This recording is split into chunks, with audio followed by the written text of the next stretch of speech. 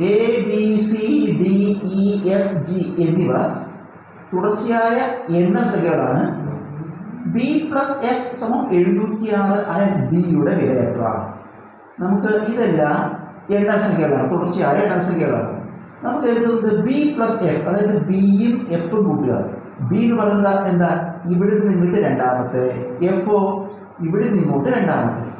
അപ്പോൾ കുറച്ച് എണ്ണസംഖ്യകൾ, തുടർച്ചയായ എണ്ണസംഖ്യകൾ എഴുതിയിട്ട് ഇരുവശത്തും തുല്യ ഭാഗത്തുള്ള, അതായത് ഇവിടുന്ന് രണ്ടാം സ്ഥാനത്താണിത്, ബി ഇവിടുത്തെ രണ്ടാം സ്ഥാനത്താണ്, എഫോ ഇവിടുത്തെ രണ്ടാം സ്ഥാനത്താണ്. തുല്യ സ്ഥാനത്തുള്ള ആക്കാനുള്ള തുക എപ്പോഴും തുല്യമായിരിക്കും. അപ്പോൾ ബി പ്ലസ് എഫ് നമുക്ക് തന്നിട്ട് എത്രയാണ്? 706. ഇനി സി ഇവിടുത്തെ എത്രാമത്തെ സ്ഥാനം? മൂന്നാമത്തെ. ഇയോ ഇവിടുന്ന് ഇങ്ങോട്ട് മൂന്നാമത്തെ.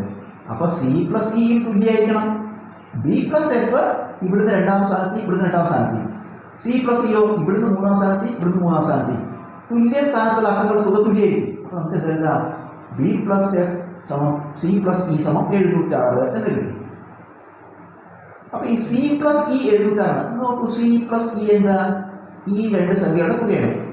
ഡി അതിന് നടുവിലുള്ളതാണ്. അപ്പൊ തുടർച്ചയായ എണ്ണസംഖ്യകൾ എഴുതി കഴിഞ്ഞാൽ നടുവിൽ എണ്ണസംഖ്യ കാണും. ഇപ്പൊ ഇത് 3 തുടർച്ചയായ എണ്ണസംഖ്യകളാണ്. അപ്പൊ നടുവിൽ എണ്ണസംഖ്യ എന്തായിരിക്കും? അപ്പുറത്തേക്ക് ഇപ്പുറത്തേക്ക് തുകയുടെ പകുതിയായിരിക്കും. അപ്പൊ ഡി എന്ന് പറഞ്ഞാൽ എന്തായിരിക്കും? സിയുടെയും ഇയുടെയും തുകയുടെ പകുതിയായിരിക്കും. ഡി സമം C plus E by 2. C plus E എന്ന് പറയുന്നത് ഈ ബി പ്ലസ് എഫും സി പ്ലസ് ഇ തുല്യമാണ് 706. അപ്പോൾ 706 ബൈ 2 ഹരിക്കുന്ന ഉത്തരം 353 ഡിയുടെ വില 353. 1 മുതൽ തുടർച്ചയായ കുറേ ഒറ്റസംഖ്യകളുടെ ശരാശരി 130. അവയിലെ ഏറ്റവും വലിയ ഒറ്റസംഖ്യ ഏത്? 1 മുതൽക്ക് കോൺസിക്യൂട്ടീവ് ആയിട്ടുള്ള കുറേ ഓഡ് നമ്പേഴ്സ് ആണ്. അതിൻ്റെ ആവറേജ് 130. അതിലത്തെ നമ്മൾ ലാർജസ്റ്റ് നമ്പർ കാണണം. അപ്പോൾ ഈ ഒറ്റസംഖ്യകൾ 1, 3, 5, 7 അങ്ങനെ എഴുതാം. എത്രയാണ്? എത്ര പറഞ്ഞില്ല, കുറേ ഒറ്റസംഖ്യകളാണ്. അപ്പോൾ നമുക്ക് 1, 3, 5, 7 അങ്ങനെ അവസാനം എക്സ് എന്ന് എടുക്കുക. എക്സ് വരെയുള്ള ഒറ്റസംഖ്യകളാണ്. ഇനി നമ്മൾ ഒറ്റസംഖ്യകളുടെ ആയിക്കോട്ടെ, ഒറ്റസംഖ്യകൾ, ഇരട്ടസംഖ്യകൾ, എണ്ണസംഖ്യകൾ, ഗുണിതങ്ങൾ, സമാന്തര ശ്രേണി, ഇതിൻ്റെയൊക്കെ ശരാശരി കാണാൻ ആദ്യത്തെയും അവസാനത്തെയും കൂടി കൂട്ടി പകുതിയെടുത്താൽ മതി.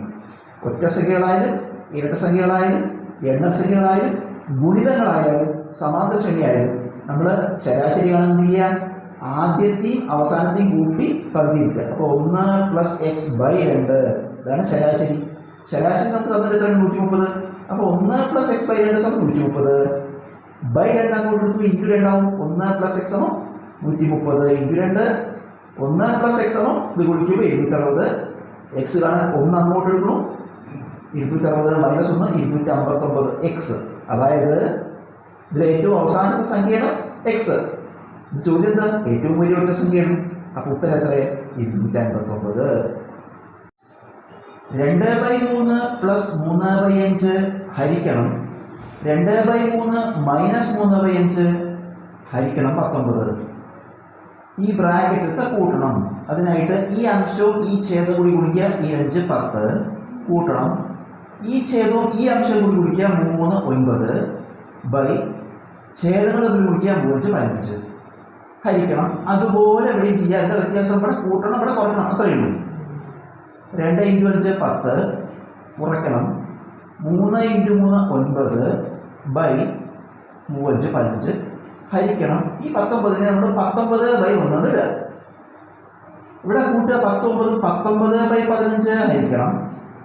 ഇവിടെ കുറയ്ക്കുക 19/1/15 ഹരിക്കണം 19/1. നമുക്കറിയാം ഹരിക്കുക എന്ന് പറയുമ്പോൾ തിരിച്ചിട്ട് ഗുണിക്കുക. അതായത് ഏതുകൊണ്ട് ഹരിക്കണോ അതിൻ്റെ വിക്രമം കൊണ്ട് ഗുണിക്കണം. ഏതുകൊണ്ട് ഹരിക്കണോ അതിൻ്റെ റെസിപ്രോക്കൽ കൊണ്ട് ഗുണിക്കണം. 19/15 അത് വരട്ടു. ഹരിക്കാൻ പറയുമ്പോൾ ഗുണിക്കണം എന്നിട്ട് ഇതിനെ തിരിച്ചിട്ടു 15/1. ഇതിനെ ഹരിക്കുന്നതിന് പകരം ഗുണിക്കണം എന്നിട്ട് തിരിച്ചിട്ട് 1/19. ഇവിടെ നമുക്ക് 19 19 വെട്ടിക്കളയാം, 15 15 വെട്ടിക്കളയാം. ഉത്തരം 1.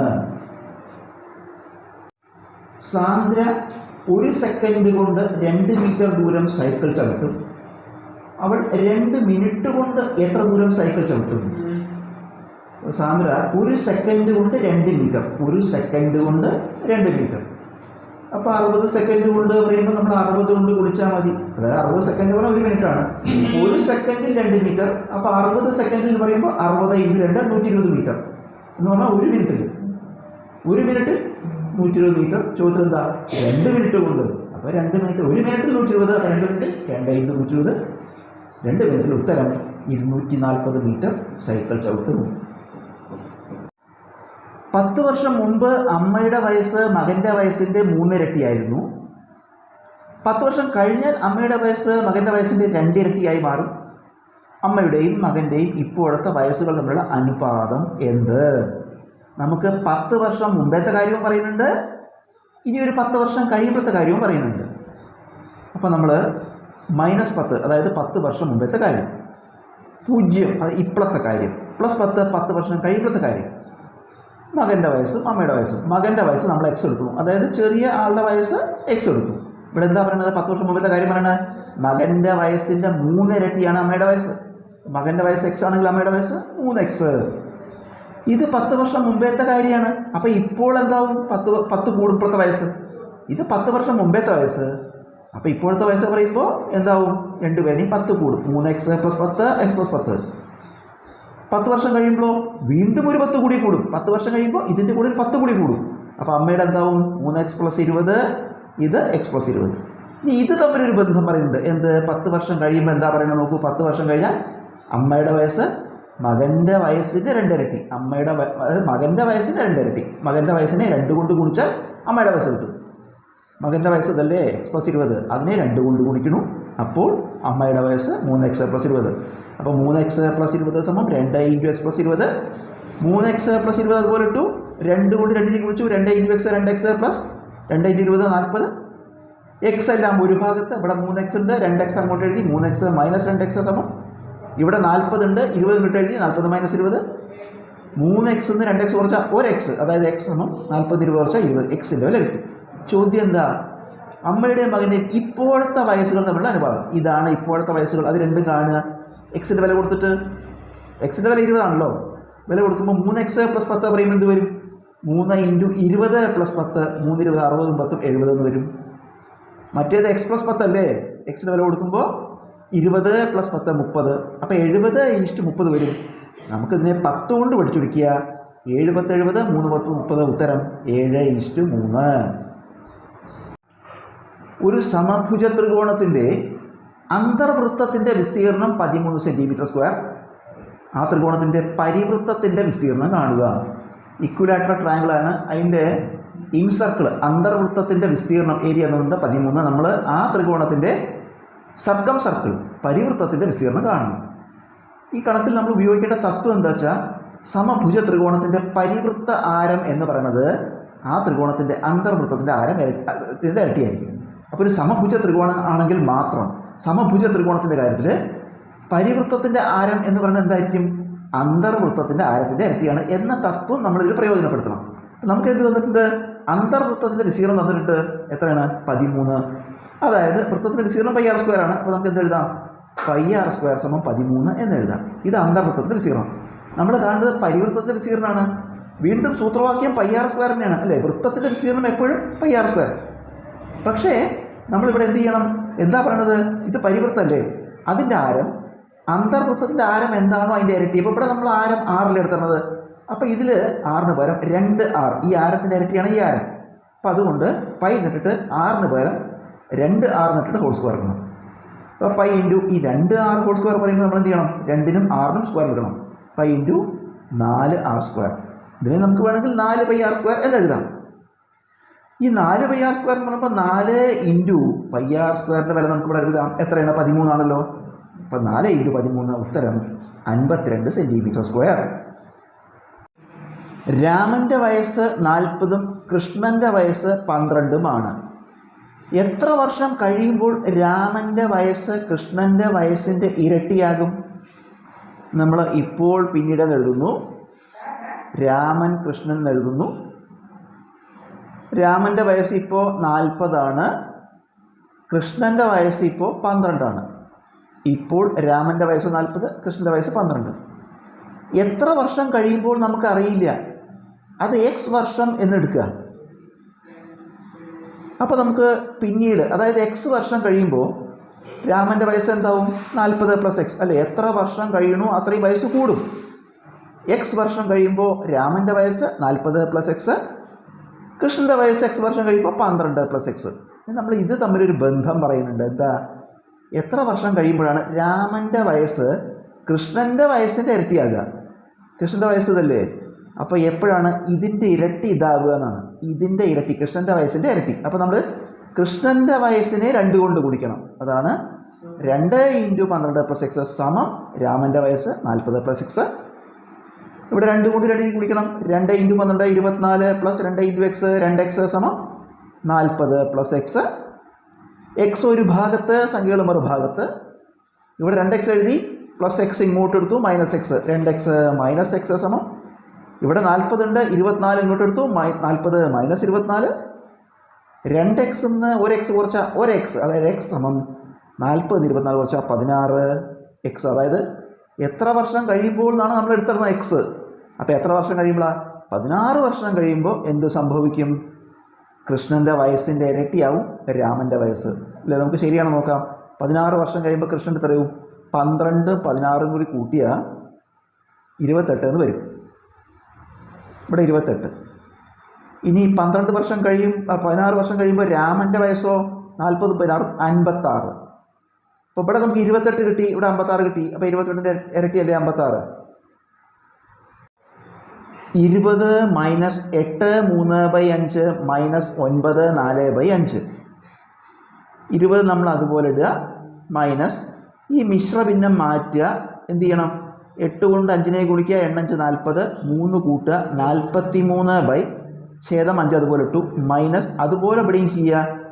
9 കൊണ്ട് 5നെ ഗുണിക്കുക, 9 5 45, 4 കൂട്ടുക, 49/5 അതുപോലെ ഇട്ടു.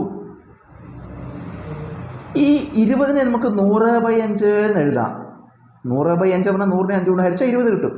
അപ്പോൾ ഈ കണക്ക് ചെയ്യാനുള്ള സൗകര്യത്തിന് വേണ്ടി നമുക്ക് 20നെ 100/5 എന്ന് എഴുതി, മൈനസ് 43 5/5 അതുപോലെ എഴുതി, മൈനസ് 49/5. ഇപ്പോൾ എന്താ? ഛേദങ്ങളെല്ലാം തുല്യമായി. അപ്പോൾ നമുക്ക് കുറയ്ക്കാൻ എളുപ്പമായി. അതിനാണ് 20നെ 100/5 എന്ന് എഴുതിയത്. ഇപ്പോൾ ഛേദങ്ങളെല്ലാം തുല്യമായത് കൊണ്ട് നമ്മൾ എന്ത് ചെയ്താൽ മതി? അംശങ്ങൾ തമ്മിൽ ക്രിയ ചെയ്താൽ മതി. അപ്പോൾ കുറയ്ക്കൽ ക്രിയയാണ് ഇവിടെ. അപ്പോൾ 100 അതുപോലെ ഇട്ടു, minus 43 minus 45 49 whole divided by 5. ഈ 5 പൊതുവായ ഛേദമായിട്ട് എഴുതി. ഇനി നമ്മൾ 100ന്ന് 43 കുറച്ച് ആ ഉത്തരത്തിൽ നിന്ന് 49 കുറയ്ക്കണം. 100ന്ന് 43 കുറയ്ക്കുക, ആ ഉത്തരത്തിൽ നിന്ന് 49 കുറയ്ക്കുക. അല്ലെങ്കിൽ 43 49 കൂടി കൂട്ടിയിട്ട് 100ന്ന് കുറച്ചാലും മതി. 43 49 കൂട്ടിയാൽ 92 വരും. 100ന്ന് 92 കുറച്ചാൽ 8/5. ഈ 8/5നെ നമുക്ക് വീണ്ടും മിശ്രഭിന്നത്തിലേക്ക് തിരിച്ചെഴുതാം. 8ൽ 5 എത്ര പ്രാവശ്യം? 1 5 5, ശിഷ്ടം ഒരു 3 വരും, /5. ഉത്തരം 1 3/5. 16 × 16 × 16 × 16 സമം 4x ആയാൽ എക്സിൻ്റെ വില കാണുക. ഈ 16 എന്ന് പറഞ്ഞാൽ 16 അപ്പോൾ ഇതെല്ലാം 16 1. നമുക്ക് ഈ ലോ ഓഫ് എക്സ്പൊണൻ്റ് ഉപയോഗിക്കാം. കൃത്യങ്ക നിയമം. ഏഘാതം m × ഏഘാതം n സമം ഏഘാതം m + n. അതായത് ഇവിടെ 2 എണ്ണേ ഉള്ളൂ. അപ്പോൾ നമ്മൾ എന്ത് ചെയ്യണു? ആ 2ൻ്റെയും കൂടി കൃതി കൂട്ടുന്നു. ഇവിടെ 4 എണ്ണം ഉണ്ട്. അപ്പോൾ 4ൻ്റെയും കൂടി കൃതി കൂട്ടിയാൽ മതി. അപ്പോൾ നമുക്ക് എന്തെഴുതാം? 16 എല്ലാം കൃതി ഒന്നല്ലേ? 1 + 1 + 1 + 1 സമം വലതുവശം 4 x. ഇത് 16 ഇത് ഈ 1 1 1 4 പ്രാവശ്യം കൂട്ടുമ്പോൾ 16 4 എന്ന് വന്നു, സമം വലതുവശം 4 x. നമുക്ക് ഈ 16നെ 4² എന്ന് എഴുതാം. 16നെ 4², അതിൻ്റെ കൃതി ഹോൾ ഘാതം 4 സമം 4 x. ഏഘാതം m ഹോൾ ഘാതം n സമം ഏഘാതം m × n. ഇങ്ങനെ വരുമ്പോൾ ഈ 2 കൃതികളും കൂടി ഗുണിക്കണം. അതുപോലെ ഇവിടെ 4 ഈ കൃതികൾ ഗുണിക്കുമ്പോൾ 4 8 സമം വലതുവശം 4 x. ഇവിടെ നോക്കൂ, ഈ സമവാക്യത്തിൽ ഇരുവശത്തും സമത്തിൻ്റെ ഇരുവശത്തും ബേസ് ഈക്വലാണ്. പാദസംഖ്യകൾ തുല്യം 4 4. അപ്പോൾ കൃതികൾ തുല്യമായിരിക്കണം. എക്സിൻ്റെ വില 8. 25 × √5 ഹോൾ ഘാതം x സമം √5 ഹോൾ ഘാതം x + 1 ആയാൽ എക്സിൻ്റെ വില കാണുക. 25നെ 5² എന്ന് എഴുതാം. 5 × 25. √5നെ 5 ഘാതം 1/2 എന്ന് എഴുതാം. അതായത് ഈ റൂട്ട് ചിഹ്നത്തിന് പകരം കൃതിയായിട്ട് 1/2 ഇട്ടാൽ മതി. ഹോൾ ഘാതം എക്സ് സമം ക്യൂബ് റൂട്ട് ഓഫ് 5. ക്യൂബ് റൂട്ടിന് പകരം കൃതിയായിട്ട് 1/3 ഇടാം. ക്യൂബ് റൂട്ടിന് പകരം കൃതിയായിട്ട് 1/3. ഇവിടെ സ്ക്വയർ റൂട്ടിന് പകരം കൃതി 1/2 ഇട്ട പോലെ ക്യൂബ് റൂട്ടിന് പകരം കൃതി 1/3. അപ്പോൾ 5 ഘാതം 1/3 ഹോൾ ഘാതം എക്സ് പ്ലസ് 1. ഈ ബ്രാക്കറ്റിനകത്ത് എ ഘാതം എം ഇൻറ്റു എ ഘാതം എൻ, കൃത്യങ്ക നിയമം എ ഘാതം എം പ്ലസ് എൻ, കൃതികൾ തമ്മിൽ കൂട്ടുക. 5 ഘാതം 2ഉം അരയും കൂട്ടിയ 2.5 ഹോൾ ഘാതം എക്സ് സമം ഇവിടെ എ ഘാതം എം ഹോൾ ഘാതം എൻ, എ ഘാതം എം ഇൻറ്റു എൻ, കൃതികൾ തമ്മിൽ ഗുണിക്കുക. 5 ഘാതം 1/3നെ എക്സ് പ്ലസ് 1 കൊണ്ട് ഗുണിക്കുക എന്ന് പറഞ്ഞാൽ 2നെയും ഗുണിക്കണം. 1/3 into x 1/3 x plus 1/3 into 1 1/3. ഇവിടെ അതേ കൃത്യങ്ക നിയമം ഉപയോഗിക്കുക. എ ഘാതം എം ഹോൾ ഘാതം എൻ, എ ഘാതം എം ഇൻറ്റു എൻ, കൃതികൾ തമ്മിൽ ഗുണിക്കുക. അപ്പോൾ 5 ഘാതം ഇത് മിശ്രഭിന്നം മാറ്റുമ്പോൾ ഈ 2 4 5/2 വരും. അപ്പോൾ 5/2 എക്സ് എന്ന് വരും സമം ഇത് അവിടെ അതേപോലെ എഴുതി 5 ഘാതം 1/3 എക്സ് പ്ലസ് 1/3. ഇപ്പം നമുക്ക് സമത്തിൻ്റെ ഇരുവശത്തും ബേസ് ഈക്വലാണ്. ആധാരസംഖ്യകൾ തുല്യം, പാദങ്ങൾ തുല്യം 5 5. അങ്ങനെയാണെങ്കിൽ കൃതികൾ തുല്യമായിരിക്കും. ഇവിടുത്തെ കൃതി എന്താ? 5/2 എക്സ് സമം ഇവിടുത്തെ കൃതിയോ 1/3 എക്സ് പ്ലസ് 1/3. ഈ എക്സ് എല്ലാം ഒരു ഭാഗത്തേക്ക് കൂട്ടുക. ഇവിടെ 5/2 എക്സ് ഇത് ഇങ്ങോട്ട് എടുത്തു മൈനസ് 1/3 എക്സ് സമം ഇവിടെ അവശേഷിക്കുന്നത് 1/3. ഈ 5/2 എക്സ് എന്ന് പറഞ്ഞാൽ 5x/2 മൈനസ് 1/3 എക്സ്, ഒരു x/3, അതായത് x/3 സമം 1/3. ഇത് നമുക്ക് ഈ അംശം കൊണ്ട് ഈ ഛേദത്തെ ഗുണിക്കാം. 5x × 3 15x, ഇടത് ചിഹ്നം കുറയ്ക്കണം. ഈ ഛേദം കൊണ്ട് ഈ അംശത്തെ ഗുണിക്കുക. 2 × x 2x ബൈ ഛേദങ്ങൾ ഗുണിക്കുക 23 6 സമം 1/3. 15x എന്ന് 2 പോയാൽ 13x/6 സമം 1/3. ഇത് ക്രോസ് മൾട്ടിപ്ലൈ ചെയ്യാം. 13x × 3 39x സമം 6 × 1 6. ഇതൊന്ന് എക്സ് കാണാൻ 6/39 നമുക്ക് 3 കൊണ്ട് പിടിച്ചെടുക്കുമ്പോൾ 23 6 13 3 39. ഉത്തരം എക്സിന് വില 2/13. 10 20 50 എന്നീ സംഖ്യകൾ കൊണ്ട് നിശേഷം ഹരിക്കാൻ കഴിയുന്ന ഏറ്റവും ചെറിയ പൂർണ്ണവർഗം ഏത്? നമുക്ക് ഒരു കൂട്ടം സംഖ്യകൾ തന്നിട്ടുണ്ട്. ഈ സംഖ്യകൾ കൊണ്ട് നിശേഷം ഹരിക്കാൻ കഴിയുന്ന ഏറ്റവും ചെറിയ സംഖ്യ എന്നാണെങ്കിൽ, ഈ പൂർണ്ണവർഗം എന്നുള്ളതിന് പകരം സംഖ്യ എന്നാണെങ്കിൽ നമ്മൾ LCM കാണും. പൂർണ്ണവർഗം എന്നുള്ളതിന് പകരം സംഖ്യ എന്നാണെങ്കിൽ നമ്മൾ LCM കാണും. പക്ഷെ ഇവിടെ പൂർണ്ണവർഗമാണ്. പൂർണ്ണവർഗം എന്ന് പറഞ്ഞാൽ പെർഫെക്റ്റ് സ്ക്വയർ. അപ്പോൾ ഈ കണക്ക് ചെയ്യണതിൽ ചെറിയൊരു മാറ്റം വരും. 10 20 50 നമ്മളിതിനെ അഭാജ്യ സംഖ്യകൾ കൊണ്ട് മാത്രം ഹരിക്കുക. 10 20 50 ഈ 3 സംഖ്യകളെ പ്രൈം നമ്പേഴ്സ് കൊണ്ട് മാത്രം ഹരിക്കുക. അപ്പോൾ 2 കൊണ്ട് ഹരിക്കുമ്പോൾ I 2 10 10 2 20 25 2 50. നമുക്കിതിനെ എല്ലാത്തിനെയും 5 കൊണ്ട് ഹരിക്കാം. 1 5 5 25 10 I 5 25. ഇപ്പോൾ അടിയിൽ 2 5 വന്നു. ഇത് രണ്ടും പ്രൈമാണ്, അഭാജ്യ സംഖ്യകളാണ്. അപ്പോൾ ഇനി ഹരിക്കാൻ കഴിയില്ല. നമ്മളിതിനെ ജോഡി ചേർത്തി എഴുതുക, ഗ്രൂപ്പായിട്ട്. അതായത് ഇവിടെ 2 2 ഉണ്ട്, 2 സ്ക്വയർ, 5 2 ഉണ്ട് ഇൻറ്റു 5 സ്ക്വയർ. ഇനി നമ്മൾ ശ്രദ്ധിക്കേണ്ടത് ഇതെല്ലാം ഇവിടെ ജോഡികളാണ്. അതുകൊണ്ട് നമ്മളിതിൽ പ്രത്യേകിച്ച് ഒന്നും ചെയ്യാനില്ല. ഇപ്പം ജോഡി ഇല്ലായിരുന്നു വയ്ക്കുക, ഇവിടെ ഒരു 2 ഉണ്ടായിരുന്നു വയ്ക്കുക. അപ്പം നമ്മൾ ഈ 2 ജോഡിയാവാൻ ഒരു 2 കൂടി ചേർക്കണം. അതുപോലെ ഇവിടെ ഒരു 5 ഉണ്ടായിരുന്നു വയ്ക്കുക, 5 ജോഡിയാവാൻ ഒരു 5 കൂടി ചേർക്കണം. അതുപോലെ ഇവിടെ വേറൊരു സംഖ്യ ഉണ്ടായിരുന്നു വയ്ക്കുക, 3 എന്നുള്ളൊരു സംഖ്യ ഒരു തവണ ഉണ്ടായിരുന്നു വയ്ക്കുക. അത് നമ്മൾ ഒരു 3 കൂടി ചേർത്തിട്ട് 3 സ്ക്വയർ എന്ന് എഴുതണം. അപ്പോൾ നമുക്ക് ഈ കിട്ടുന്ന സംഖ്യകളെല്ലാം എന്ത് ചെയ്യണം? ജോഡികളായി ചേർത്ത് എഴുതണം. ഈ കിട്ടിയ സംഖ്യകൾ ജോഡികളാണെങ്കിൽ അത് എഴുതുക, അല്ലെങ്കിൽ അതിൻ്റെ കൂടെ ഒന്നും കൂടി ചേർത്ത് ജോഡിയാക്കുക. അതുപോലെ ഇവിടെ വേറെ പല സംഖ്യകൾ നമുക്ക് ജോഡി അല്ലാതെ കിട്ടണമെങ്കിൽ അത് ജോഡി ചേർത്ത് എഴുതണം.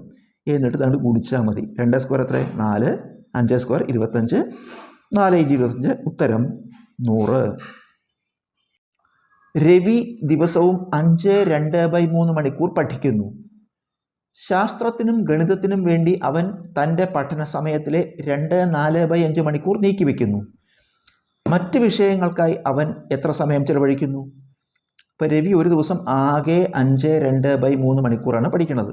ആകെ അതിൽ സയൻസും മാത്സും കൂടി 2 4/5 മണിക്കൂറാണ് പഠിക്കുന്നത്. സയൻസും മാത്സും മാത്രം. ചോദ്യം, മറ്റ് വിഷയങ്ങൾക്ക് ബാക്കി എത്ര സമയമുണ്ടെന്നാണ്. അപ്പോൾ ആകെയുള്ള സമയത്തുനിന്ന് ഗണിതത്തിനും ശാസ്ത്രത്തിനുമുള്ള സമയം കുറയ്ക്കുക. അപ്പോൾ 5/2/3 2/4/5 കുറയ്ക്കുക.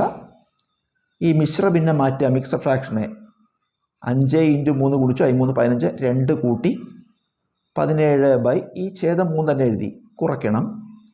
2 × 5 ഗുണിച്ചു 10 4 കൂട്ടി 14 ഛേദം 5. ഇത് കുറയ്ക്കാൻ നമ്മൾ ഈ അംശത്തെ ഈ ഛേദം കൊണ്ട് ഗുണിക്കുക. 17 × 5 ഇടയിലത്തെ ചിഹ്നം ഇട്ടിട്ട് കുറയ്ക്കണം. ഈ ഛേദം കൊണ്ട് ഈ അംശത്തെ ഗുണിച്ചു 3 × 14 ഹോൾ ഡിവൈഡഡ് ബൈ ഛേദങ്ങൾ ഗുണിച്ചു 3 × 5. 17 × 5 ഗുണിച്ചാൽ 85 കുറയ്ക്കണം. 3 × 14 42 3 5 15. 85 42 കുറച്ചാൽ 43 എന്ന് വരും 15. ഇതിനെ നമ്മൾ തിരിച്ച് മിക്സഡ് ഫ്രാക്ഷൻ ആക്കുക. കാരണം ചോദ്യത്തിലെല്ലാം മിശ്രഭിന്ന തന്നിരിക്കുന്നത്. അപ്പോൾ ഇതിനെ മിക്സഡ് ഫ്രാക്ഷൻ ആക്കുക. 43 15 2 തവണ 15 30. ആ 30 13 43 13 ശിഷ്ടമുണ്ട്, അത് അംശമായിട്ട് എഴുതി. ഛേദം ഇത് തന്നെ എഴുതി. ഉത്തരം 2 13/15 മണിക്കൂർ.